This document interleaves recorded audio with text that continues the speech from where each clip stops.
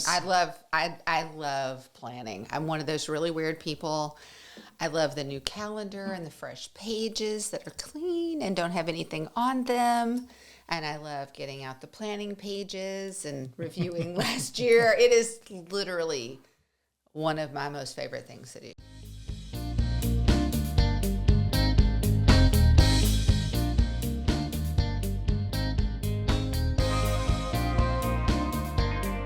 Welcome to the show called Let's Talk Homeschool, brought to you by Apologia Educational Ministries. This is the show where we talk about everything homeschooling: the who, what, when, where, why, and how. We want to affirm and encourage you in the decision to homeschool, challenge and inspire you to take it to new heights, and celebrate everything you get to experience along the way in this adventure of a lifetime. We're your hosts, Davis and Rachael Carman. Happy New Year. Welcome to 2026. We want to remind you, our listening audience, that you can also watch us on YouTube or continue listening on your favorite podcast app. Today's show is titled New Year's Goal Setting. This is one of our favorite things. It is. I love planning. I'm one of those really weird people. I love the new calendar and the fresh pages that are clean and don't have anything on them. And I love getting out the planning pages and reviewing last year. It is literally one of my most favorite things to do. And I think we did it better this year than we've done it in a while. We have. And I think that's one of the things I want to, among many things that we'll talk about today, a lot of it will be review of similar goal-setting podcasts, which we typically do the first show of the year. Yeah, if you haven't caught those in the past, go back and listen to them. And they're not all the same. You can see a little bit of a progression of our own thinking as we tweak things, as we talk about some of the other ways to do this well.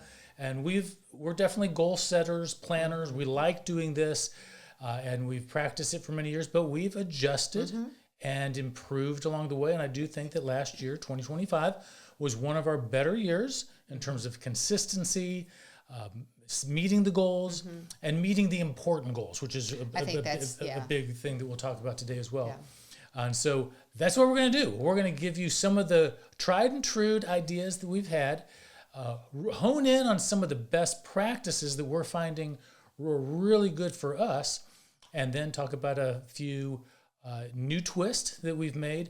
And then we're actually going to be very personal today and not share 4 goals, but we do have 4 headlines or themes that we're anticipating for this year, which kind of wrap into a little bit to our goal setting.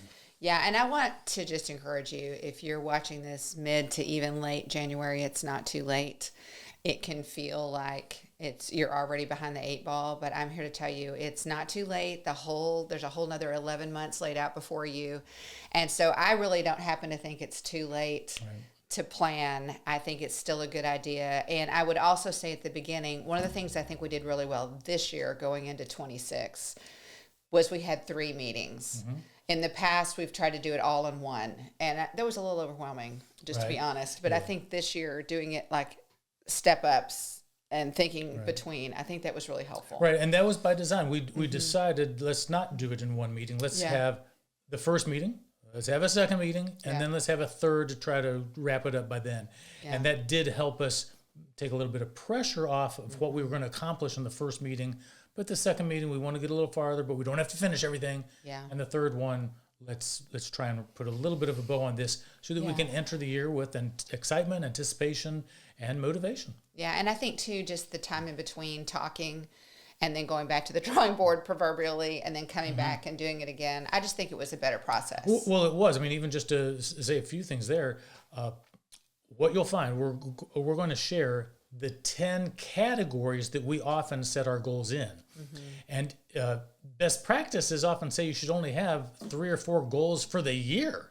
And so with 10 categories, if you only have 1 goal in each category, you're already up to 10. Yeah. And so we are renowned for having a large number of goals, which is why we've taken that list and we've said, what is our one top priority for this year? Of all the goals we have listed, the things we'd like to accomplish by the time the year gets to an end, what's number one? What's the one thing we're going to in on and remind ourselves about every week?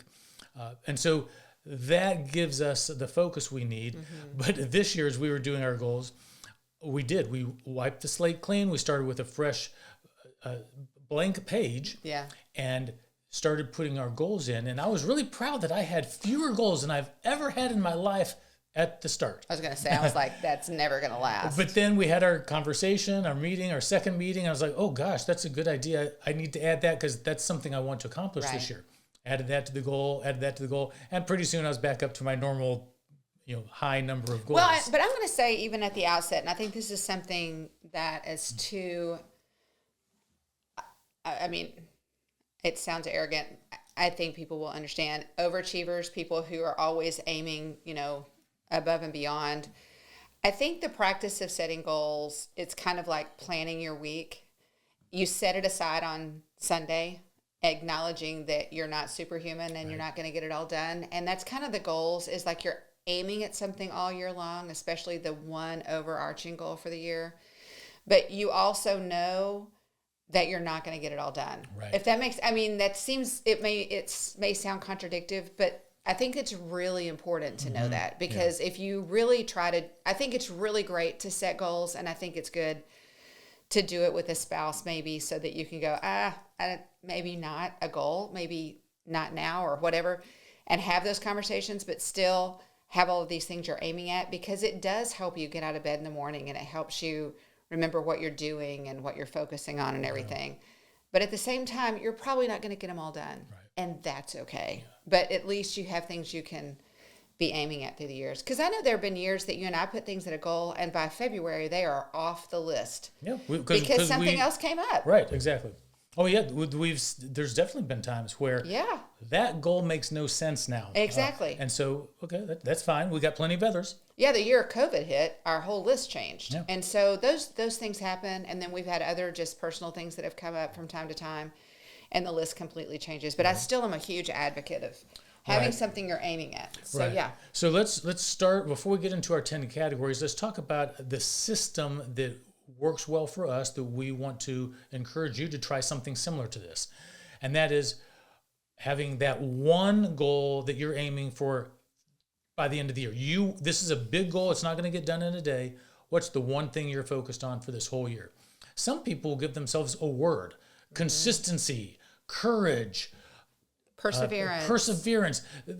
A word might help them say, that's the one thing I'm going to improve in my character, improve in my habits. Remember, it's important but every it's that day. One thing, and that's your annual goal. That's your theme for the year. Yeah. But then, and you want to look at that weekly, I would say, because let's break it down. So you got this one big annual goal, but once a quarter, get together, look at your goals as a whole, and say, okay, over the next 90 days, what's the one thing I got to get done? I've got to make progress. I've got to finish. I've got to get started on this one thing. Again, focus is being the key. Yeah. Maybe you have 10, 20, or 30 goals, but what's the one thing you're going to focus on for this quarter? Often for me, it's something that is going to take 2 or 3 months of consistently working on. And so when I review my goals, I see it. Oh, that's right. That's the thing I got to be working on this quarter. And I also see the one thing I'm working on for the whole year. Don't forget that. Right, yeah. And then each month you do the same kind of thing. Okay, now January. What's the one thing I want to get done or do or get started this month? Yeah. February, same thing. And so each month you have that one thing. You're able to focus on one thing. You review it. Oh, here's my annual goal, my quarterly goal, and now whatever month I'm in, the goal that I decided this is what I got to be focused on in this month. And they can be directly related. So, I mean, this may seem obvious to some and not so obvious to others. So your overarching big, bad goal for the year, right, could be broken down into all of these sub goals, right? So just as an example, I remember the year that I was writing my first book, right? And the goal, my big goal for the year was to finish that book. But then my sub goals were like chapters 1 through 5, or maybe this week it's chapter 1, right? And so that's not cheating. If all of your goals are interrelated and supporting each other, that's not cheating. That is totally reasonable for that to be how it works. And that's a great example of a goal that was going to take a year, writing the book. Exactly. And how you broke it down into, okay, I got to get a third of the book done in the first quarter. Exactly. And then when you look at the month, okay, well, let me get 2 chapters done this month, because I can envision getting that done. Exactly. And that leads to probably the most important part of goal setting in our mind, and that is we like to meet once a week. If you're doing this by yourself, review your goals once a week. We like to do it Sunday night. We're about to begin the week. We've had a nice Lord's Day. We've rested. We've taken a break. We've stepped back, and we said, okay, God, we are now ready for the week in front of us. What's the one thing I got to get done this week? Yeah. And maybe to your point of writing a book, I just got to get 1,000 words written this week. That's my number one goal. Maybe it's not on the book project. Maybe it's, this week is one of the kids' birthdays. We got to get the birthday party ready for the dinner and whatever we're going to do this week. That's the most important thing, even though that might not have been one of the goals you wrote for the year. Yeah. But this week, that's what there is one most important thing. And the way I like to say it is, when you write down that one most important thing for the week, if that is truly the most important thing you could get done this week that would make all the difference in the world, then you are going to get that done. You better get it done. And if you get in the habit of writing those goals down, if you write it somewhere or have a spreadsheet somewhere where you write down, okay, here, this is what I'm going to do this week, and you type it in, and then the next Sunday night you meet and say, okay, now what's my one thing for this week? Did I get the one thing done last week? You will find that you will have a very high percentage of your one things for each week accomplished, because that's a short enough time frame that you can see yourself getting that done. And that is super encouraging for me, even though I literally get 60 to 65% of my goals done for the year, because most of them are pretty big goals. But if I look at how I did on my weekly goal setting, I actually do much higher. I'm 85 to 90% on that, because I can think in terms of 1 week, I can get that done. And this is a really important thing to get done this week. Yeah, and I want to just take an aside and just talk to the moms for a minute, because I'm in a different phase. And if you're a young mom and you've got let's say everyone's under 10, which is a glorious phase of life when your oldest one is 10, and maybe you still have a little snuggle buddy, maybe somebody at your house is under 12 months old. And I'm just going to say your goals are going to be very different than mine would be at this stage. I can remember when we would do goal setting during those years for me, and like my big bad goal for the week might be to just change everybody's sheets. And that was a big goal, right? Or it might be to plan one of the kids' birthday parties, or maybe it was to make it through, I wanted to finish this one book that we'd been trying to finish for longer than I had hoped, right? So your goals are going to change. It doesn't need to be writing a book. And in fact, I would say if you've got, 4 or 5 kids under 10, it shouldn't be writing a book. It should just be attending to those children. But I still think having those things that you're aiming at, and especially I think as a young mom, if you can have a relationship with your husband, and if you can say, look, this week everything's nutty, we're just coming off everybody having a cold, I really want to finish this one book that we tried to finish last week. If you can share that with each other, and your husband can say, well, yeah, I have this big meeting coming up and I really need to prepare for it. And you can use that as part of your prayer time together and a point of encouragement with each other. You check in with each other. Maybe he calls home, and he can say, how's that book coming? Or you can say, how's the planning for the meeting going? And you can really use these whole goals that you're setting to enrich your relationship with each other and give you something to encourage each other with. And moms, I really think if we'll set goals that are challenging but still reasonable, and I know that that's sometimes a really hard balance to strike maybe, but I think our husbands are really good at helping us with that. There was a time when I would try to set goals really beyond where I was, the age of my children, and Davis was really good at saying, sweet girl, you need to pull it back a little bit. Maybe let's just focus on this right now. And that was really good and helpful for me, because those days come, and I'm in those days now, right? My youngest is 22. So it's a dawn of a different day. But if you're a young mom, it's great to still set these goals and really set things that you can accomplish and that you can celebrate and that your husband can encourage you with. Right. No, that's a good word, good reminder. For the moms that are in the trenches, for the dads that are in the trenches, you're doing the homeschooling hard work. It's a great work. Mm-hmm. It's an important work. And a lot of your weekly goals are probably going to fall somewhere along the lines of a family or homeschool related activity. Yeah. So let's look at the 10 categories that we have. And these are just ways of dividing where goals could land. So the first three, or actually the first four, fall under the idea of loving God with all your heart, mind, and strength. So the first is usually a spiritual goal or a heart goal. What can I do in my heart to love God better, to know that He loves me better? For me, that's often writing a poem or writing a devotional. That's a way I allow myself to connect emotionally with my God. So a spiritual or a heart goal. Mental goal, loving God with your mind. What are you reading? What are you watching? What creative works are you doing there? And so usually a reading goal falls under that. And then the third is loving God with all my strength, with my body, physically. That's often where diet and nutrition come in. A lot of people, usually have a diet or an exercise goal for the year. And I would say it's one of the greatest things you can do because it's loving God with your body, which is what we're told to do. And the best thing we can do is anything that allows us to love God with our heart, with our mind, and with our body and strength. And again, as a young mom, sometimes those for me where I want to make sure that we're doing a Bible lesson every day, me and the kids, where I want to make sure we're reading really good literature together, and that we're going out and taking a walk together. I mean, I would suggest to you humbly, as a young homeschool mom, those three things lay the foundation for your whole homeschool day.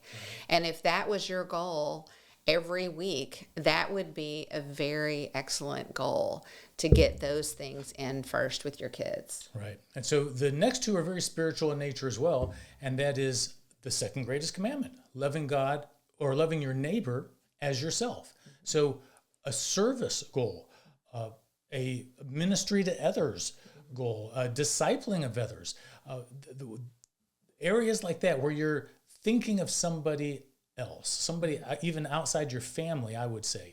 The stranger, the neighbor, people in your neighborhood, people at the gym where you work out, people in the co-op that are new, but people that are not your closest friends or your family. How do we love them well?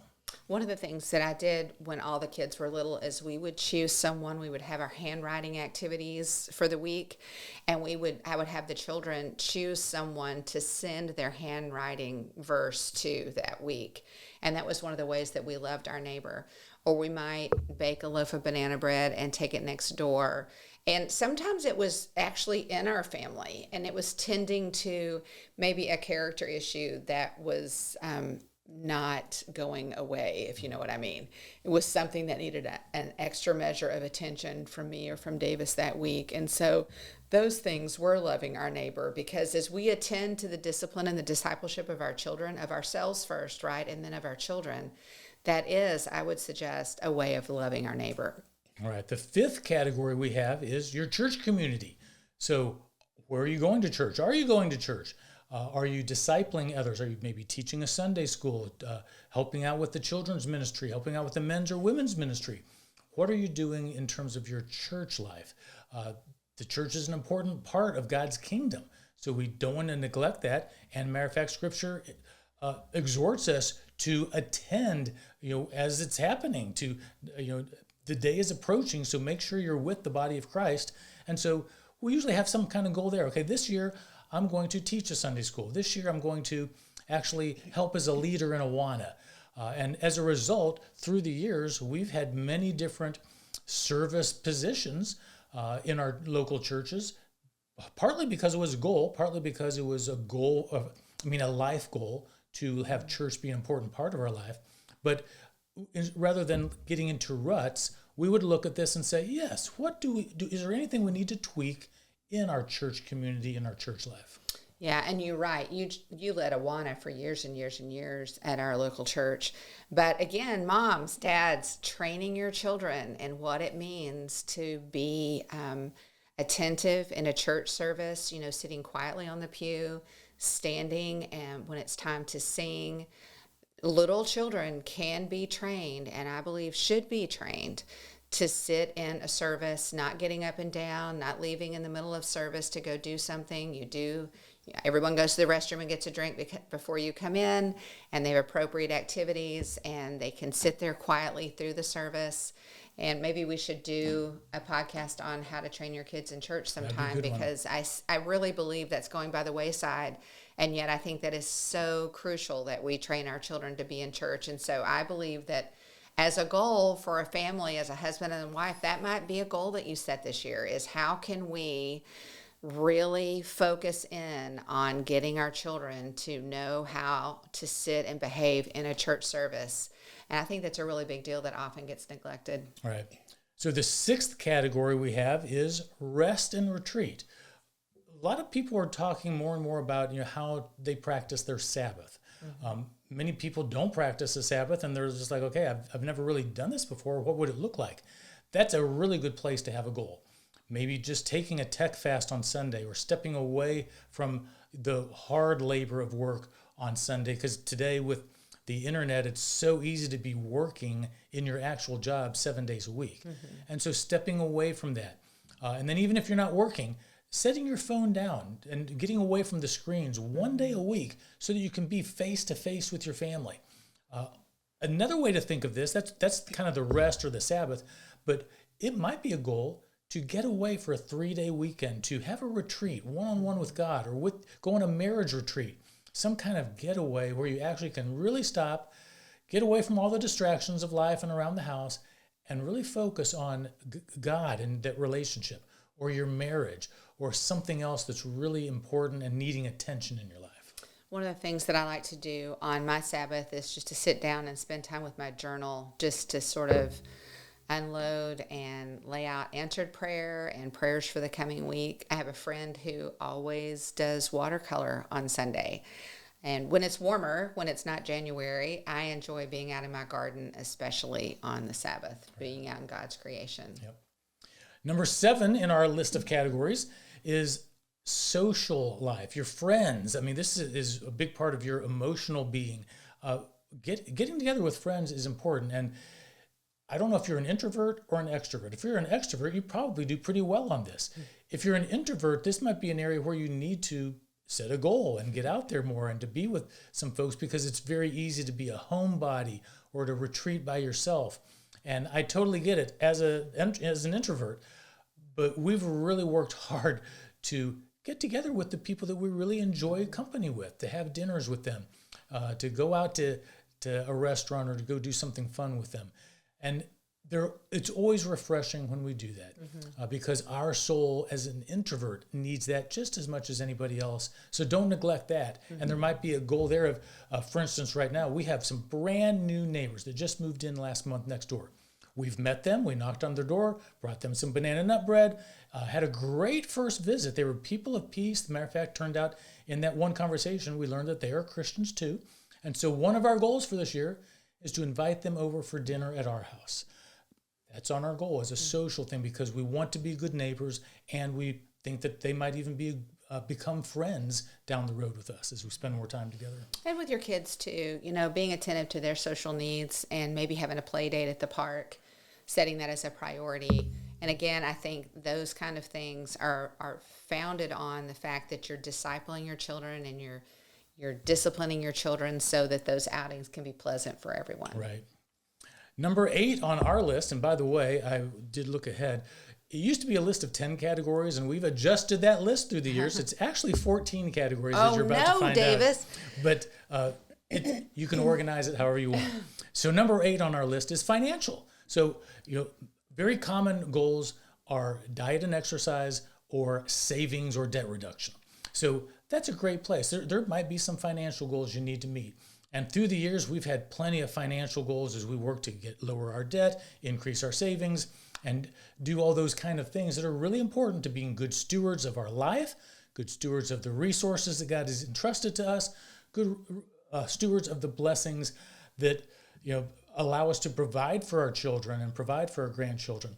So that's an area that's usually pretty easy for people to think of something and some improvement they could set there and make it a goal. A couple of years too, we did fundraisers for our homeschool. We sold, I think it was wrapping paper one year, and I don't remember what the other things were, but we did actual fundraisers for our homeschool.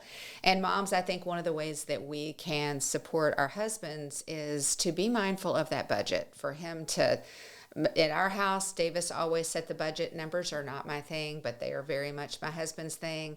One of our sons married an accountant, and so she lays out the budget for them, so it doesn't have to be that way.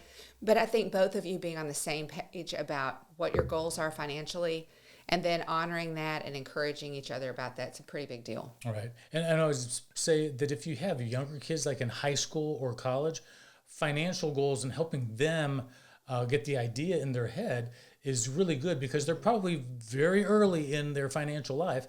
And if they have X dollars in their savings account, look at it with them and say, is it possible to have 2X by the end of the year? Twice as much? Yeah. And then maybe you lay out a plan and they see, oh, that's actually possible. I'm going to set that as a goal. And we've seen that our kids, as they actually set a financial goal that we think is possible and they see as possible, then they learn the value of goal setting in their financial life, which then bleeds over to other areas of their life. So number 9 is marriage. If you're married and you're in a good marriage, what can you do to make it better? Maybe you need to have a weekly date night rather than a monthly date night, knowing you'll miss one every once in a while. A good example on marriage that I like to say is, it can fall into the weekly goal setting. This is the week I'm going to get flowers for my wife. And I'm going to make sure it happens because it's our anniversary, it's Valentine's, it's something important that week that I want her to feel special for. If it's that important, if it's the most important thing I can do that week, I'm going to get it done on Monday. So marriage is a place where you can find weekly goal setting to be very helpful. Yeah, and it can be very simple too. It doesn't need to be complicated. So certainly your husband and wife, you should know what your love language is, right? So maybe your wife isn't somebody who likes flowers, but she loves it if you do the dishes, right? So just being attentive to what are little ways that you can show love and consideration for each other. I mean, pro tip on the flowers, you can get those at Trader Joe's. It doesn't have to be expensive. And you can go and take a walk with each other. It could be something really, really simple, but really attending to your relationship, especially when the kids are little, because again, we're in that phase where we have an empty nest. It was nuts when they were all home, but taking the time and tending to our relationship, I'm sure that you would agree. I'm so grateful we did that for all those years. Right. But we had to be very intentional to get it done. We did. And I don't actually have the following as a goal, but it will happen this year. And that is, I have a really good habit of sending flowers to my wife, to my daughters, to my mom, to my mother-in-law, those are the only women in my life. But I was a member of this flower organization that I got free shipping, and I'd pay my $15 a year to get free shipping all through the year, and it was well worth it. However, I started noticing, especially with the flowers that I would send to my wife, and I would see that the quality of the flowers was getting horrible. And so then I tested it again with an order unexpectedly just to see what it would look like, and it was just as bad. And so through conversation with Rachel, I've decided I've got to find a new way of acquiring my flowers. And I'll probably go with Trader Joe's as under your suggestion. Sounds great. All right, so number 10 on our list is family or parenting. Lots of goals can be set as a family or parenting. It could be just family responsibilities. Who's doing what? We're going to change up the responsibilities this year. Everybody's a year older. Now you've graduated to doing the dishes. You've graduated to taking the trash out. You've graduated to mowing the yard. Whatever it is, that's usually a good one where there can be lots of rotation and reason to meet and talk and retrain. But even on parenting, okay, what do we need to adjust in our parenting style to listen better to this child, to help and encourage this child better? And again, they're all getting a year older. All of ours are young adults. It's a very different kind of parenting that we're doing. I think it can also be like a life milestone, like a graduation. So this year, we'll actually have 2 graduations this year. And so planning those, circling the wagons, what do we need to do? What do we need to get together? How can we let everybody know, save the date kind of a thing. So those are really important things. And taking the picture, what pictures do we want to make sure we get? So making sure all of that's together is a really big deal. Exactly. And she mentioned 2 graduations. We have our 4 headlines for the year that we're going to save for the very end of the show. Number 11, work. You probably got a job. What are some things you'd like to accomplish in your work responsibilities, in your job? Wait. For moms, though, that can be something that true. you want to bump it around the house. Maybe I can remember there was a year that I was like, I've got to figure out sheets. And that may sound silly, but I had a plan for Davis and I. I've always changed our sheets on Fridays. But I had 7 other little people around here, and how was I going to get that done? And so I changed it to where I think the girls were Mondays and the boys were Wednesdays. And so 3 days a week, I was doing, several sets of sheets. I love laundry. I didn't always love laundry. I prayed to love laundry because I had a lot of laundry to do. But I can remember years that were like, okay, this year's the year I get on top of the sheets. I've got a plan for the sheets. And then the next year be, okay, this is the year I get on top of menu and grocery shopping. And so the work issue, being a home mom, you are working. Surely you know that. It's a full-time job. And so setting those work goals, just like you would at a career, right? When you reassess, how did I do last year? What do I need to change? At an office job, you might say, I need to figure out how to file things better. Well, at home, you've got things that you've got to figure out. How are you going to do this? And so this is an excellent time to assess where is an area that you need to tweak and improve on. And you have lots of interns depending on how many kids you have It's a great way to look at it. Yeah. No, I'm glad you mentioned that because just the mom being the CEO of the home, there's a lot of work and a lot of responsibilities that come with it. How are you going to lead and manage all that? All right, number 12, and the last 3 you'll see are things that came out of other goals. We like to set travel goals for the year. What are the places we'd like to visit that we haven't been to yet or that make sense this year?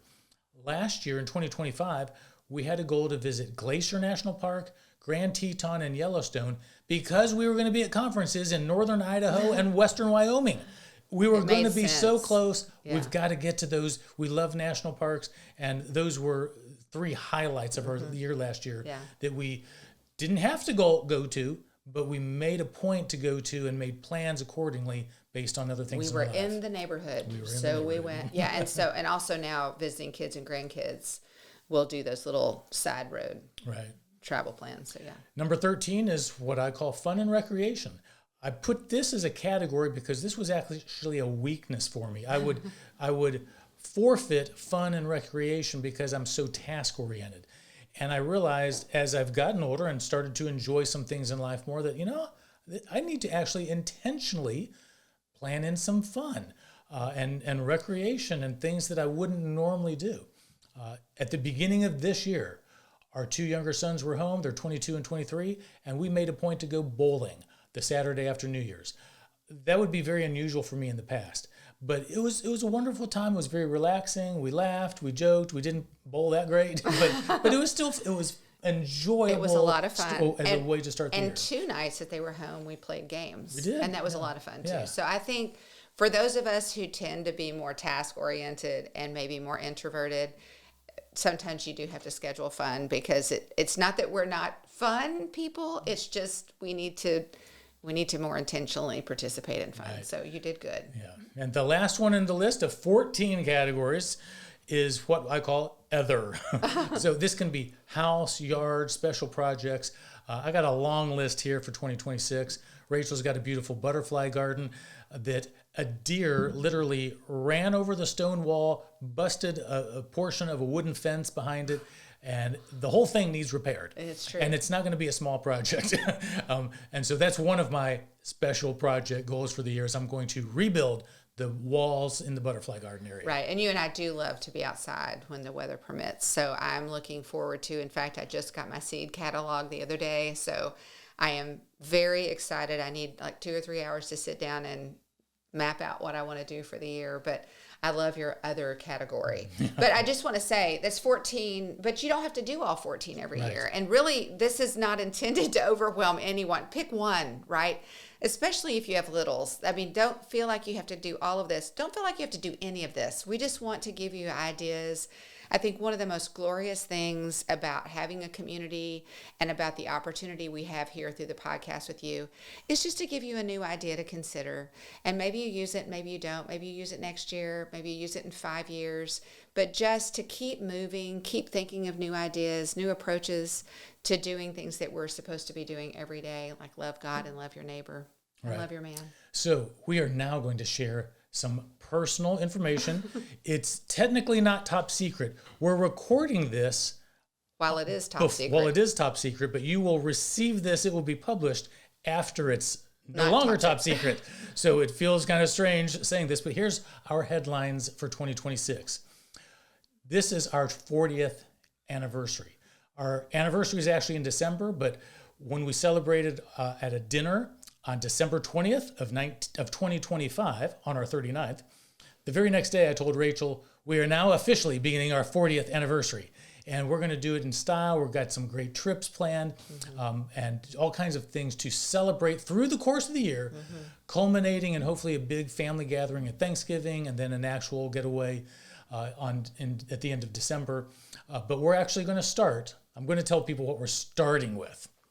We're going to be in Puxatawny, Pennsylvania on February 2nd. On Groundhog Day.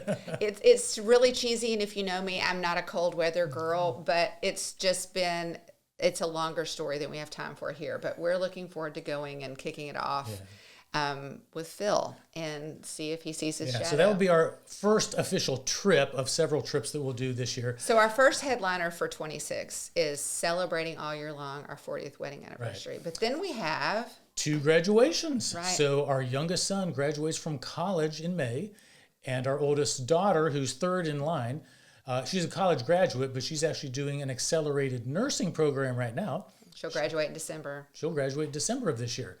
And then the top secret news now, but as you're hearing it, it's no longer top secret. She's also getting married this year. Yes. So we are so excited, and we'll be talking more about that later, I'm sure, but we are just... we're recording thrilled. this before January 9th, which is when she's actually going to be proposed to by her future fiance, now current fiance. And it's going to be at a location where we are going to join with family and friends to celebrate and toast them as they begin their engagement leading up to a wedding later this year. I mean, they have just done it so well, and I really am appreciating how he's been considerate of us and including us in the celebration. And so, we're looking forward to 2026, and we pray that you'll have a good 2026, and thank you for including us in that. Tell your friends about Let's Talk Homeschool. Let's keep up this journey together. Let's keep encouraging each other in the discipleship of our children. Thanks for listening. Thanks for watching. This has been a Let's Talk Homeschool, brought to you by Apologia Educational Ministries. We're your hosts, Davis and Rachael Carman, and as always, we're walking by faith and enjoying the homeschooling adventure of a lifetime.